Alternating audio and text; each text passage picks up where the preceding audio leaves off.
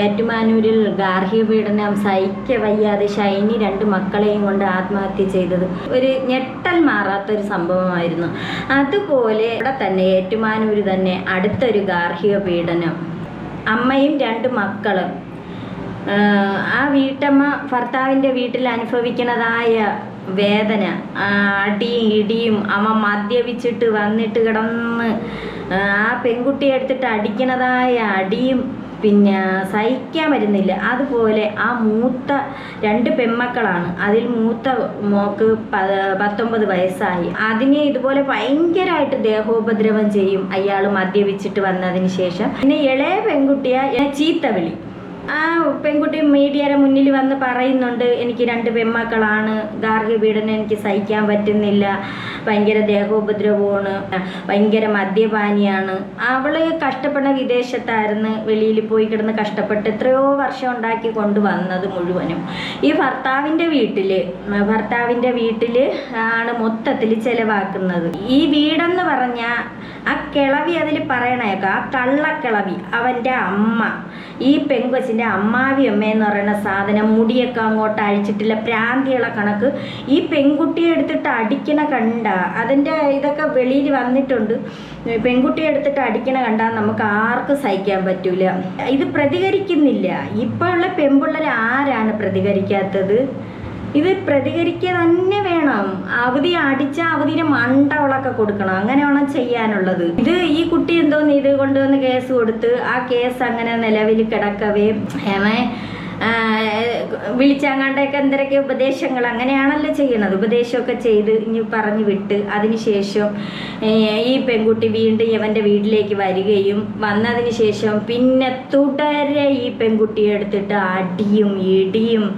ആ പെൺകുട്ടിയുടെ നിലവിളി കേൾക്കാൻ തന്നെ സഹിക്കില്ല. അടി ഇടിയും കാരണം വീണ്ടും പിന്നെ പരാതി കൊടുത്ത് ഈ എമ്മമാരെ അറസ്റ്റ് ചെയ്തുകൊണ്ട് പോയിട്ട് ഒരു ഫലവും ഇല്ല. വീണ്ടും ഇനി വിടുകയാണ് ചെയ്യണത്, ഇറക്കി വിടുകയാണ് ചെയ്യണത്. വീണ്ടും എമ്മമാർക്ക് വൈരാഗ്യമാണ് ഉണ്ടാവണം. ഈ കുട്ടി എത്രയോ വർഷം അവിടെ ചെന്ന് കിടന്ന് കഷ്ടപ്പെട്ട് ഉള്ള പൈസ മൊത്തം ഈ ഭർത്താവിൻ്റെ വീട്ടിലെന്ന് പറഞ്ഞാൽ അയച്ചു കൊടുക്കണം. ഈ അമ്മാവി അമ്മയൊക്കെ അത്ര ഈ കൊച്ചിൻ്റെ പണം മൊത്തത്തിൽ അങ്ങ് കൈവശപ്പെടുത്തി വീട് ലോണ്. ആ കിളവി പറയുന്നുണ്ട്, സ്വർണ്ണമൊക്കെ എടി എൻ്റെ വള നീ പണയം വെച്ചു. എന്തിനാണ് പണയം വെച്ചത്? ഈ കിളവിയുടെ വീട്ടിലെ ആവശ്യങ്ങൾക്ക് വേണ്ടിയിട്ടാണ് ഈ പെൺകുട്ടി പണയം വെച്ചത്. അവിടെയാണ് ഇത് മൊത്തം ചിലവാക്കിയത്. ഇപ്പം പറയുന്നത് നീ പണയം വെച്ചില്ലേ, നീ എന്നിട്ട് പൈസ അടയ്ക്കണ്ടേ? ഈ പെൺകുട്ടി എത്രയോ വർഷം കൊണ്ട് കഷ്ടപ്പെട്ട് ഉണ്ടാക്കിയ പൈസ മൊത്തവും ഞാൻ അയക്കുന്നുണ്ട്. ആ വീടും പെരയുടെ മോക്ക് എടി എൻ്റെ മോക്കാണടി എഴുതി വെച്ചേക്കണം.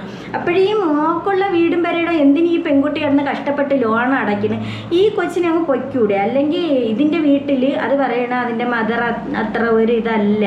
ചിലപ്പോൾ അവർക്ക് എന്തെങ്കിലും വിഷയം കാണുമായിരിക്കും, അറിയാൻ വയ്യ. അപ്പോഴേ എൻ്റെ വീട്ടിൽ എൻ്റെ മദർ അങ്ങനെയാണ് ഇങ്ങനെയാണ് എന്നൊക്കെ പറയുന്നുണ്ട്, സ്നേഹമില്ല എന്നും അങ്ങനെയൊക്കെയുള്ള കുറച്ച് വാക്കൊക്കെ ഈ പെൺകുട്ടി പറയുന്നുണ്ട്. ഇല്ലെങ്കിൽ തന്നെ ഇതിന് എങ്ങോട്ടെങ്കിലും പോവാമല്ലോ, ഇതിന് ഈ മക്കളെയും കൊണ്ട് ഇങ്ങോട്ടെങ്കിലും പൊയ്ക്കൂടെ? ഈ ഷൈനി ഇതുപോലെയല്ലേ അവിടെ കിടന്ന് അനുഭവിച്ചത്?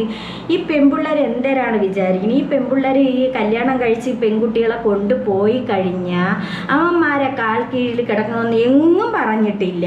പോരെങ്കിൽ ഈ കൊച്ച് അധ്വാനിക്കുന്ന ഒരു പെൺകുട്ടിയാണ്. ഇതാണ് അധ്വാനിച്ച് കൊണ്ടുവന്ന് ഈ വീട്ടിൽ കൊടുക്കണത്. കൊണ്ടുവന്ന് അധ്വാനിച്ച പണം മൊത്തം തീർന്ന് മൊത്തത്തിൽ ആ വീട്ടിൽ ആണ് എടുത്തിരിക്കണം. അപ്പോഴും പിന്നീട് ഇപ്പം കുറച്ച് ദിവസം കൊണ്ടാങ്ങാണ്ട് അതിന് ലോൺ അടയ്ക്കാൻ അങ്ങനെ ഇത്തിരി പൈസയുടെ ബുദ്ധിമുട്ട് വന്ന അങ്ങനെ എന്തോ ആയപ്പോഴത്തേക്ക് ഈ പെൺകുട്ടി എടുത്തിട്ട് മർദ്ദിക്കുന്നുണ്ട്. ആ കള്ളക്കിളവി, ആ പറട്ട കിളവി ഉണ്ടല്ലോ, ഈ പറട്ട കിളവി മുടിയൊക്കെ അങ്ങോട്ട് അഴിച്ചിട്ടില്ല, പ്രാന്തികളെ കണക്കാണ് വടിയും കൊണ്ട് നിൽക്കണം. ഈ പന്ന കിളവികളെ നിനക്കൊക്കെ എന്തോ നിൻ്റെ പണി? ഒരേ പെൺകുട്ടികളെ കല്യാണം കഴിച്ച് കൊണ്ടുപോയി കഴിഞ്ഞാൽ നിൻ്റെയൊക്കെ മക്കളാ നീ പറയുന്നുണ്ടല്ലോ, നിൻ്റെ മോക്ക് വേണ്ടിയിട്ടാണ് വീട് എഴുതി കൊടുത്ത്, എൻ്റെ മോൾ അങ്ങനെയാണ് എഴുതികളെ.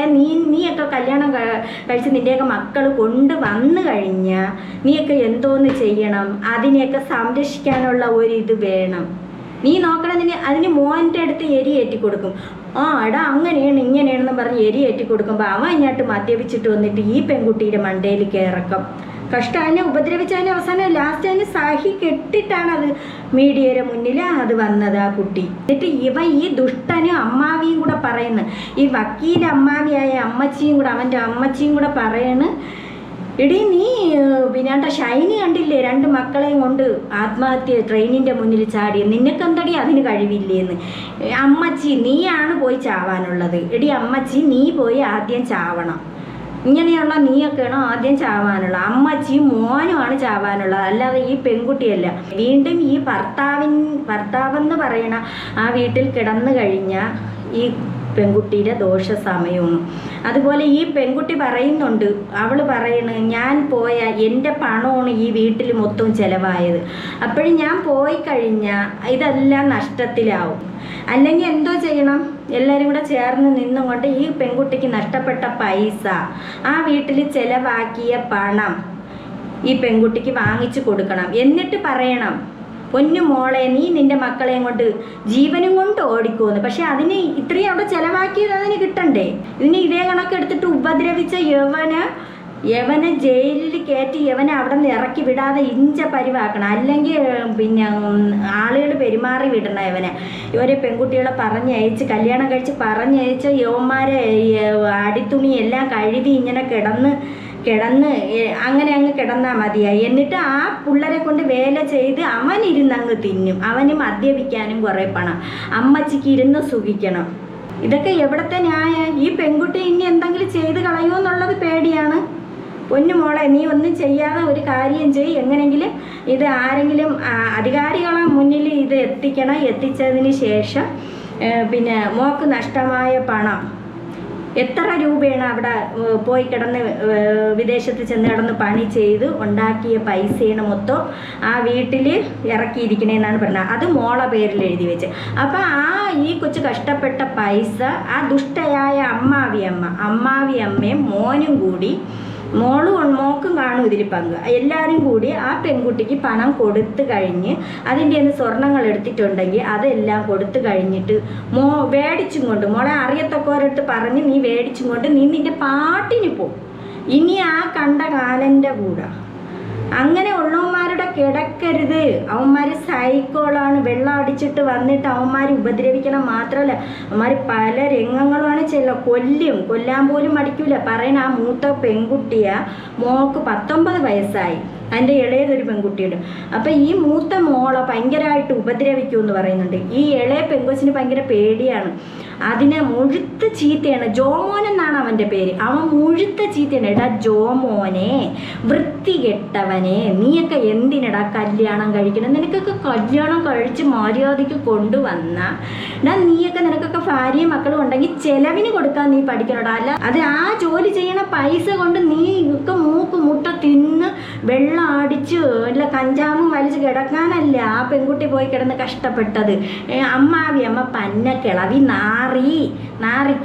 കിളവിക്കാണ് തരാനുള്ളത്. കിളവി, നിനക്കൊക്കെ വേറെ ഒരു പണിയുമില്ല. നിനക്കൊക്കെ നിൻ്റെ കാര്യം നോക്കിക്കൂടെ? മക്കൾ കല്യാണം കഴിച്ച് കൊണ്ടുവന്നാൽ അവരെ സ്വസ്ഥമായിട്ട് ജീവിക്കാൻ വിടണം. അല്ലാതെ അതിൻ്റെ ഇടയിൽ കയറി കിടന്നും കൊണ്ട് ഭരിക്കുകയല്ല ചെയ്യാനുള്ളൂ. മുടിയൊക്കെ അഴിച്ചിട്ട് ആടണം കിളവി, പന്ന കിളവി. ഇങ്ങനത്തെ പന്ന കിളവിയെ എന്തേലും ചെയ്യണമെന്നറിയാം.